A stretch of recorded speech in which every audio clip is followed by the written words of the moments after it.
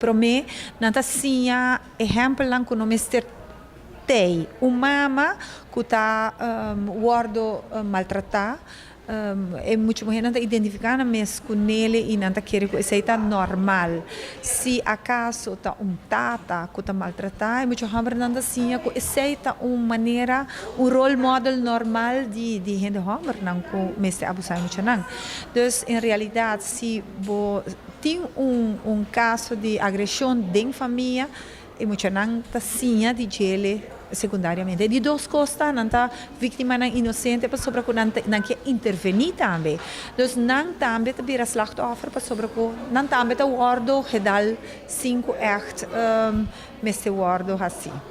E de três coisas, bota raia que muito não está tende e não está queda traumatizar. Não assim estudo na onde que está guardo mirar com muito não sofre de sorto de post-traumatic stress disorder, ora que não está viva dentro uma família onde continuamente tem bringamento.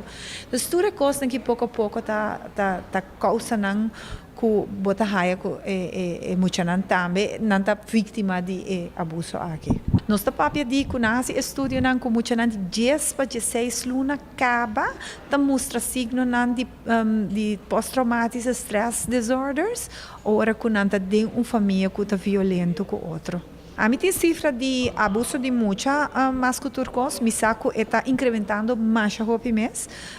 Na hospital, nossa raia 77 melding ano passado de muita não com suspeita de abuso, se nós chama vroege signalering, dus signalamento temprano.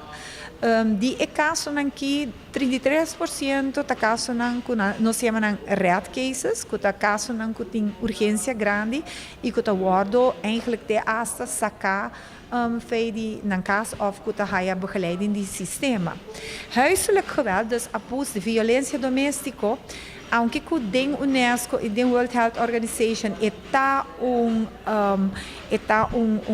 parte de abuso de mucha, aqui na Aruba é señalamento de mucha não como vítima de violência doméstica ainda não está echt machado in.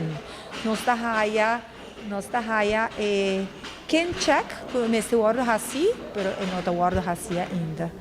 Dus esse aí nós temos que gewoon estimular para toda gente assim.